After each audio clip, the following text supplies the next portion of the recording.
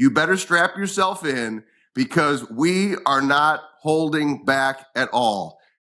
Momentum breeds confidence, and confidence plus momentum, that can ultimately deliver certainty.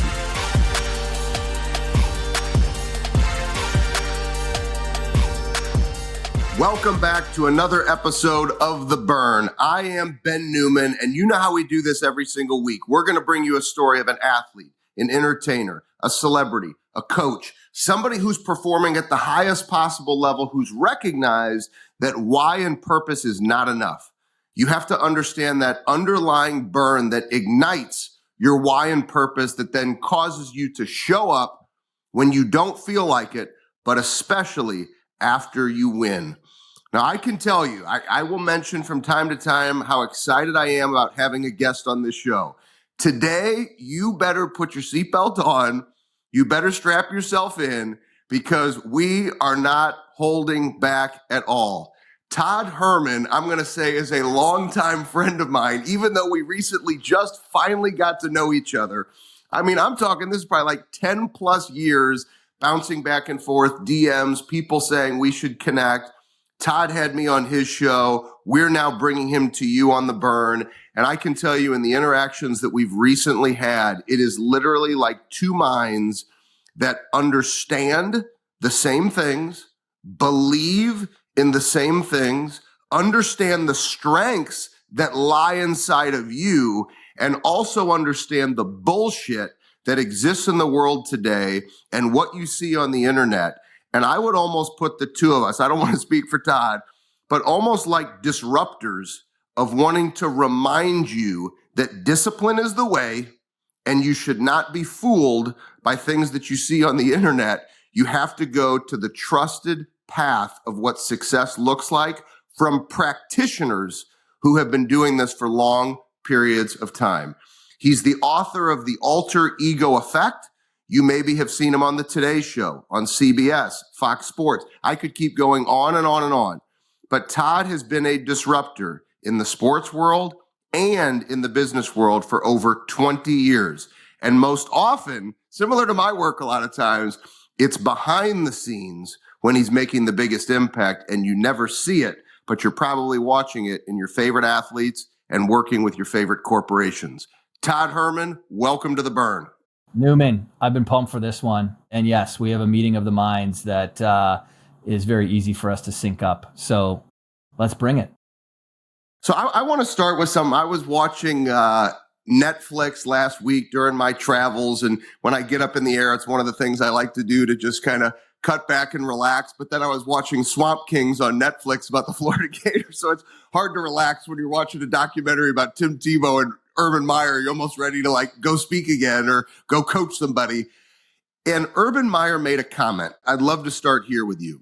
He said that the pain of greatness is real and it's not for everybody.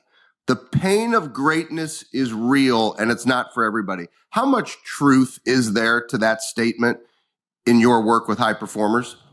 I think there's a lot of truth to that statement. I would say, unfortunately, many of the athletes that I've worked with over the years, and again, I started in 97 doing the same work that you do, a lot of them are driven by sometimes some pretty deep scars as well.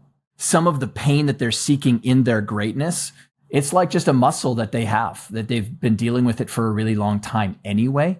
And so I'm saying it this way because I want some people out there that are listening to recognize that you don't need to punish yourself to seek out greatness because of some pain that's in your past. Because I've had a lot of athletes, for me, I don't know what it's like for you, Ben, but I had a lot of athletes over the years that they felt like that the reason that they had their edge was because they were holding on to some trauma that was in their world, in their past, and that if they got rid of it, if they soothed it in some ways, that they were going to lose their edge out onto the quarter of the field, not to go down a completely different rabbit hole.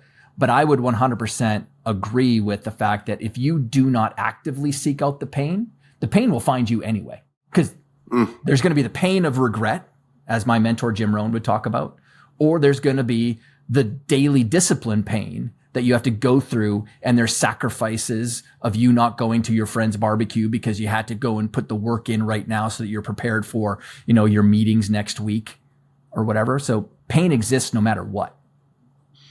So you mentioned, and really what you did just mention is oftentimes where the burn comes from. I think sometimes people get confused. They say, well, isn't the burn the same as the why and purpose? And you're just saying it a different way. And I say, no, it's totally different. I remember sharing the stage. I shared this last week with Marshall Fall for a virtual event back during COVID because we were supposed to be in person, couldn't do it in person. And Marshall shared how every day he'd leave the house. And he was talking about how did you become a Hall of Famer with one of the top 10 sets of statistics of all time in the game of football. He said, I'd leave the house every day, a house with 11 kids, and I knew that a great sandwich was white bread and sugar. And I would leave the house and I would say, I will never put this family in position to have to eat those sandwiches again. I'm going to go do something about it. And he said it caused something in me. Now, that wasn't his why and his purpose, but that was his burn that fueled it. So how important is it for people to actually understand? And like you're saying, you don't necessarily sweep it under the rug, but there's a pretty unique fire that comes from it. I wouldn't wish the pain that I went through with my mother on anybody, but it's given me a burn inside to not waste a day. Yeah. So how important is it to actually attack that burn rather than to run from it, which a lot of people tend to do, or to suppress it? What do you mean by attack it?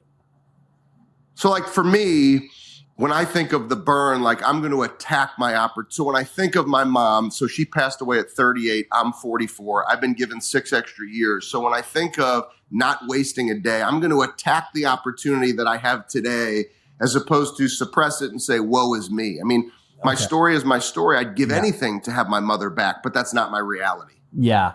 Well, my frame that I try to give people is I talk about capabilities, except it's spelled CAPE -abilities, because nature, I think, is our greatest teacher. If something doesn't exist in nature, I'm going to double tap on that and I'm going to question whether it's true. A good example is that water isn't just always good. There's hyperhidrosis, so you can have too much water. When I'm floating in the middle of the ocean, the last thing I want is more seawater. Or when I'm in the desert, there's hypo. I need more water. So going back to that idea of we have an experience in our life that could be traumatizing, or it could be difficult, or it could be challenged. And most people, to your point earlier, they attach a negative meaning to it. Well, in nature, it can't only be negative. There can also be something that's very positive there. And so what you're talking about is that experience that happened for you, you can use that thing to fuel you. That's it. To burn you up.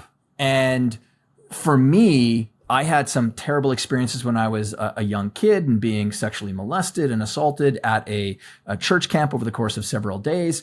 And, that trauma ruled a large part of my life. But I also created some coping mechanisms from it that ended up serving me as becoming a fantastic coach to elite athletes and public figures and entertainers around the world, and growing a massive peak performance and mental game coaching and training company. It was just when I matured later on in life that I realized that, my great capability that I earned from that experience was extraordinary compassion for other people. If you were to say, well, Todd, what's your burn? When I started out, Ben, in 97, 98, the mental game coaching world wasn't a thing. Coaching wasn't right? I mean, it felt like I was selling snake oil to people back then in so many ways. But I knew that for me, when I played college football and I was a nationally ranked badminton player, I'm not a physically gifted human being. I'm not 6'4", 245 pounds. My strength was very much my inner game. And I loved talking to other athletes about it. And then I accidentally fell into a business when, Deborah, this one mom, asked me to mentor her son in 97, September of 97. And I said, yeah, sure. And then she was like, okay, Todd, well, how much do you want to charge me? And I was like, how about $75 for 3 sessions, which was my rate for 3 years. So I was pretty cheap, which, by the way, gives you a lot of reps when you're really cheap.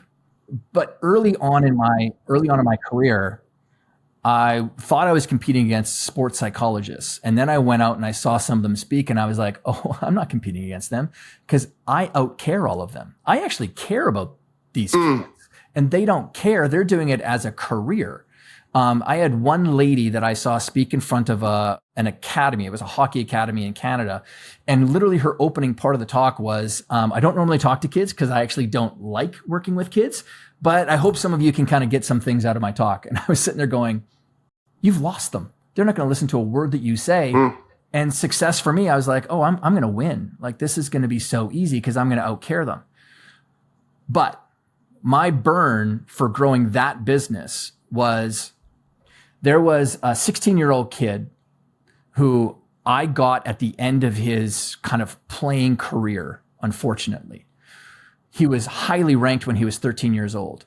He got sold a bill of goods on how to develop himself and his mental game, essentially his inner game and his own athleticism, that was completely false. It was not how you actually develop an athlete. And it cost him self-confidence. It cost him a positive attitude, and it cost him his playing career.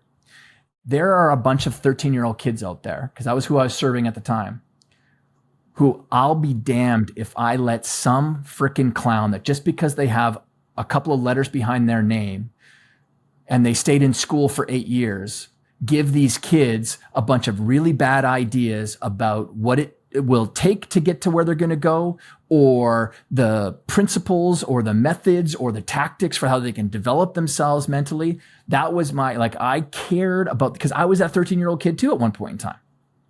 So that's going to cause me to wake up every single day and chop wood and carry water so that I can build a business that's rooted in actually giving a shit, because our core value number one in that business was we will outcare everyone.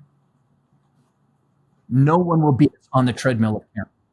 And this is why we connect. I want to kind of bring this to life for everybody, because a lot of people don't really get to hear the type of work we do, because if you see it online or you read a bio, you say, oh, well, Todd probably goes to an event and he speaks about these things. Yet when you're with an athlete, when you're with a team, when I'm with a team, what you're really referring to, and one of the best ways I've ever heard it phrased, is Trumaine Carroll. We call him Coach True at Kansas State, one of the best strength coaches in the game today.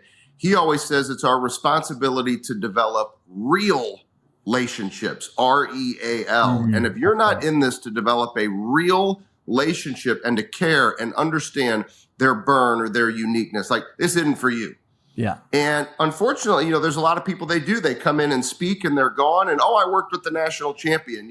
You don't remember a player's name. They don't even remember.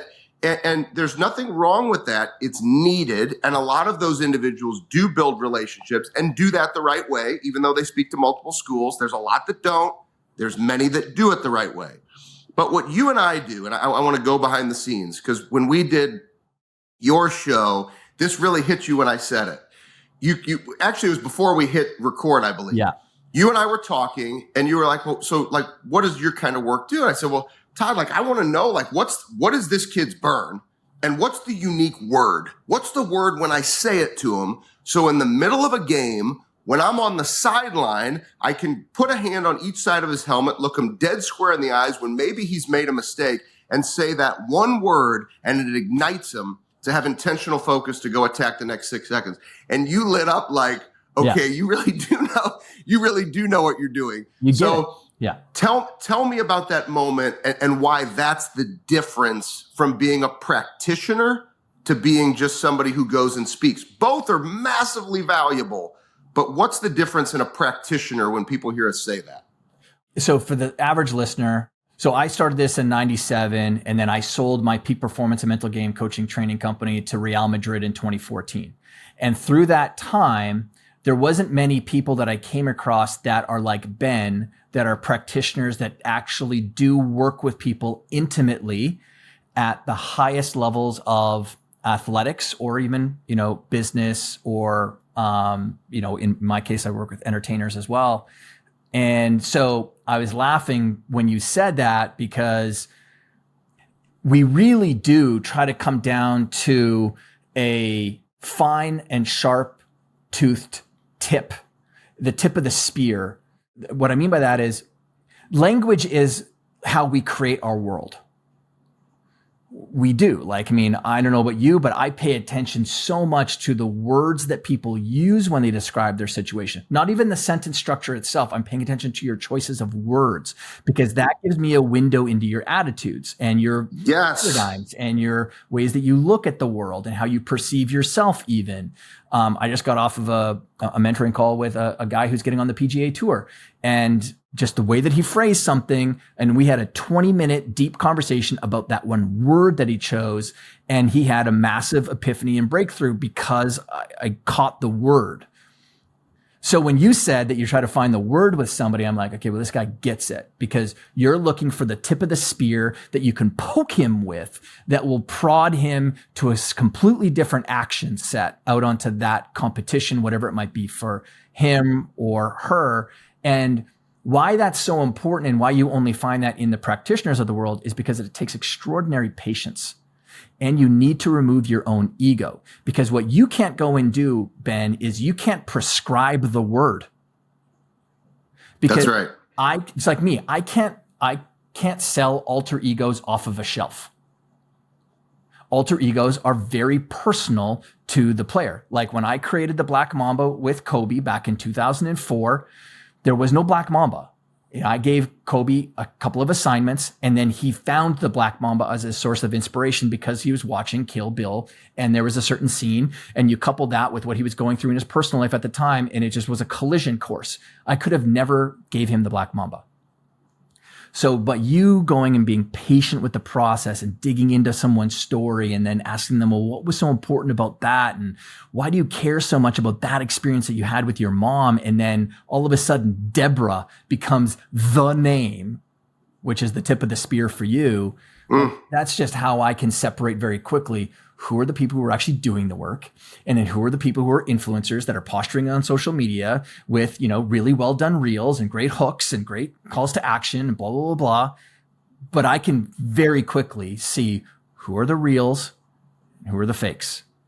It's so powerful. And I know for some people, it's probably hard to hear these things because you want to believe everything that you see. But I think it's so important because everybody's got a course, everybody's got a group, and I think it's important because there are so many people out there that really can help you at a deep level that you really need a coach. I would almost encourage people, I don't know what your thoughts are here, don't just take a referral, interview the coach, ask the coach. It's kind of like I've had marketing companies, they'll reach out to me, as I know you do too. I want to help you with X, Y, and Z. I'm like, well, let me explain to you my work. Have you ever worked with somebody that does exactly what I do? Yeah. And they're like, no, I haven't. Well, then I can't really allow myself to be the guinea pig where I am in my stage in the business for you to try it out on me, right? And so how important is it to really spend the time to find the right fit?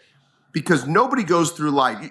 As a kid, you don't show up to games with no coach. You don't go to high school with no coach. How important is it to have the right coach to help guide you and steward you through these great relationships? Well, it's the difference between using the right word in a sentence. One word can massively change the meaning of a sentence because you chose something differently, right? And the right coach asks you a different set of questions than someone who has never done the work or is aspirationally trying to have a different type of career. And that's okay. Like you were saying before, there's influencers, and influencers are kind of like publishers. They're like Cosmo magazine. Their job is to grab attention and to maybe bring people to and introduce them to a new idea or a new concept, but they don't have the depth of understanding of that concept because they haven't been working with people every single day in the trenches or in the gutters, in the difficulties and the challenges and the struggles of the application of that idea. Because it's one thing to say the idea. It's a very different thing to get someone to apply the idea every single day when there's days where you want to quit or you're not seeing any traction with it and you're not seeing any results with it yet. And it's like, yeah, but you stopped too soon on it. You stopped digging. So I would say the easiest frame I give people on whether or not you can figure out who's the real deal and who's not, look at their business model or look at their business. And if they do not coach, consult, help people individually. So if someone has a group coaching program on mental toughness, wonderful. But if they have not done the one-on-one work, they are missing out on the really big nuances of a shared experience, mano a mano, with someone else who is going to be opening up their heart or opening up their mind or opening up their past to that coach and digging into the realities of what they're actually doing or actually thinking. In a group environment, you've got groupthink. Groupthink is very dangerous. That's why Tony Robbins will stand on stage and say, hey, everyone, did you all do that journaling method that I talked about on the end of day one to all of you? And someone doesn't want to be left out, so they raise their hand too. And so then you're sitting around going, 1,800 people all did it. I didn't do it, but I'm going to do it tonight. No, 1,800 people didn't do it. That was groupthink, because people don't want to be scapegoated as the one who didn't do it. Okay, you just invested $1,500 to come to this thing and now you're not participating? Come on. In a one-on-one environment, that doesn't happen. You get real honesty. You get real truthfulness. So if you're trying to analyze for yourself, who should I go with as a coach? And by the way, I'm not saying this to get you to come and hire me. Most people couldn't anyway.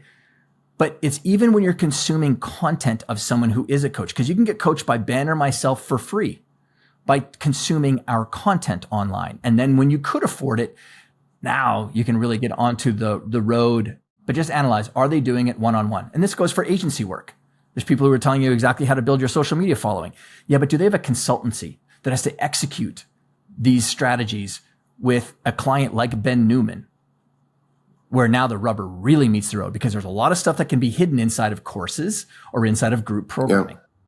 Final question. It's one of my favorite thoughts. I heard Erwin McManus say this when I was at a mastermind that I'm now a part of with him, and he's just such a brilliant mind and communicator. And he just stopped me because I believe this. I'd never heard it said this way. He said, confidence, and you were just talking about discipline. Your confidence does not come from your talent. Your confidence comes from your discipline.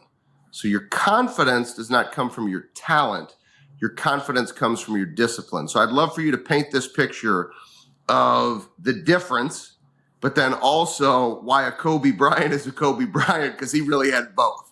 Yeah. Well, I just had breakfast with Erwin a couple weeks ago in LA. That's right. Yeah, you did. Yeah. You did. He's a great guy, and he's amazing. He's filled with fantastic one-liners as well. I both agree with that, and I would add to it that confidence can come and go as well. Like it can wane, and a lot of athletes can experience that as well. But I'm a very big fan of momentum. You know this, Ben, so well with working with so many top college programs or professional teams. Momentum is very dangerous when you're the better team. An average team that starts to get momentum breeds confidence, and confidence plus momentum, that can ultimately deliver certainty. And when you have an athlete that's powerful, that is certain that they can now win, certain that they can compete, that's DNA level now all of a sudden. You've literally changed the genetic code of the player or the team. And now there is a forcing function that's happened within them. I've seen this happen at the US Open with tennis players that are competing against, a superstar. They get momentum that breeds more confidence in them. Then they get certain that they can win this game. And all of a sudden that superstar isn't playing against that average player anymore. No, they're playing against themselves most of the time. They're playing against someone who's risen to a completely different level. But the thing that gets you into the momentum is the disciplines, the daily disciplines every single day. And so for those people who feel like they're lacking confidence, don't go out there and seek confidence. The confidence will come from you taking the daily actions, the daily disciplines, choosing painful things that other people wouldn't choose to do every single day, chopping wood, carrying water, struggle, scrapes, and scars. That's what I talk about all the time. Struggle, scrapes, and scars. Choose the struggle, because when you choose your struggle, it's your choice. That's right. Now all of a sudden your attitude towards the struggle isn't the same as someone else who's going through a struggle that was forced on them in some ways. No, choose your struggles. And then in those struggles, you're going to earn scrapes. And those scrapes are going to produce scars. And those scars become stories that you can tell other people because you can see them on someone. I can see your scars, Ben, of building the business that you've built and the people that you've worked with over time. Like it's obvious to me. And I'm interested in those scars. Tell me how you earned that one. Struggle, scrapes, and scars. Go out and earn them. So let's finish here. One more thought. So many people, they sit on the sidelines and they're scared, fears, doubts, uncertainties, pain, past circumstance, feelings, to go get the scrapes that create the scars. Yeah. What do you say to that person who, because we're operating at a high level in this conversation, what do you say to that person who's listening right now that some traumatic experience happened and they're literally scared to death to even step into the first scrape? Well, just you've indexed on the fact that you think that's only your story. That's literally the story. It's a shared story. We all have those. I don't know about you, Ben, but I am a very big believer in people should be reading more biographies or autobiographies than they should be reading nonfiction books. I've read over 700 biographies. And here's the story you're going to hear in every single biography of a successful person, whether it's Da Vinci or it's Bill Gates or it's Walter Payton, who's one of my heroes. I grew up in a place where I was either a fish out of water, a place that I wish I didn't grow up inside of. I grew up inside of a home that either wasn't nurturing or was nurturing, so it was a safe place. I pursued some things that, weren't really right for me, and I was not pursuing the things that I really wanted to go and do. And then finally, ultimately, through a meeting of a mentor or some sort of inspiring divine action that happened, I took a new action. And when I took that new action towards the things that I wanted to go and do, what I wanted to go and pursue, it was difficult. The world didn't change. It still didn't stop throwing meatball sundaes my way and hitting me in the face. But at least I was enjoying it and I chose it myself. And so I say that to someone who is terrified and they feel with uncertainty, is that's a shared experience of all of us. But there is a version of you on the other side of you stepping towards an uncertainty, stepping towards a fear that you are going to be so excited to meet. And that's the person I want you to hold in your mind. 90 days from now, there's going to be a person that's going to be sitting there. You're going to meet them. And what are they going to say to you on that 90th day? Here's what I want my 90th day version of me to say to me. Todd, thank you so much for taking those daily actions, for stepping towards mastering this new thing that you were trying to go and do. Because the version that's sitting here right now is different than the old version, because I don't want to meet the same version of me that's here today. Like the version of me that's here today, I'm not unhappy with, but I know that there's more inside of me and I want to meet that new version of me 90 days from now. And so if we I call it feeding your future you.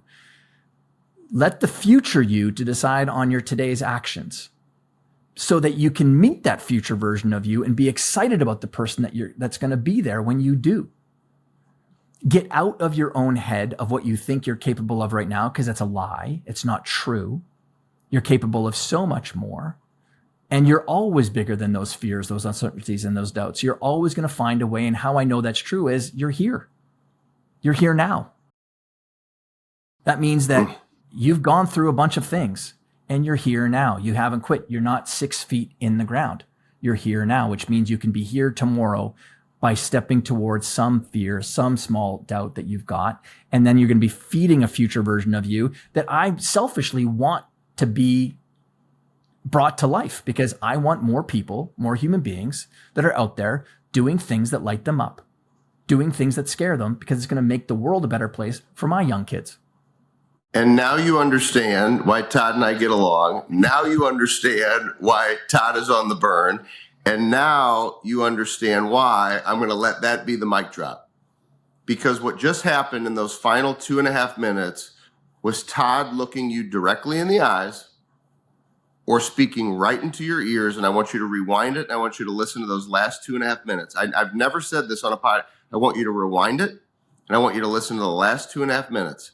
And silence the self-talk, not listen to those lies, and decide on the action you're going to take over the next 90 days. If you accept that challenge from that coaching from Todd, and that's what you get when you say practitioner. He's heard it so many times, he understands how to speak to you so that you remove yourself from the fears, doubts, and uncertainties. You step into the game, you take the action, and you change how you show up in life. And then you change the person you see in 90 days, and then you change it again and again and again. That's why Todd and I believe in making sure you have the right fit, and it's somebody who understands, because of the deep-rooted one-on-one work and building relationships, to drive different action in people. Todd, thank you so much for coming on The Burn. I cannot wait to see, and we kind of joke like maybe there's a reason why it took all these years. Yeah. And I think there was. And I look forward to figuring out more of why that is and bringing more to individuals. So thank you so much for coming on The Burn. Pumped to do it and excited for what we've got in store together ahead, buddy. I'm going to make sure for everybody you have an opportunity to get the book, The Alter Ego Effect. It was a Wall Street Journal bestseller. It's going to dive even deeper into these concepts that will create strengths for you that you aren't even aware of yet. That's going to be in the show notes, ways to stay connected with Todd in the show notes. And as I always say, this is why we bring you these stories, so that you can connect to your burn, because why and purpose is not enough. To ignite that why and purpose, to do it on the days that you don't feel like it, and especially after you win.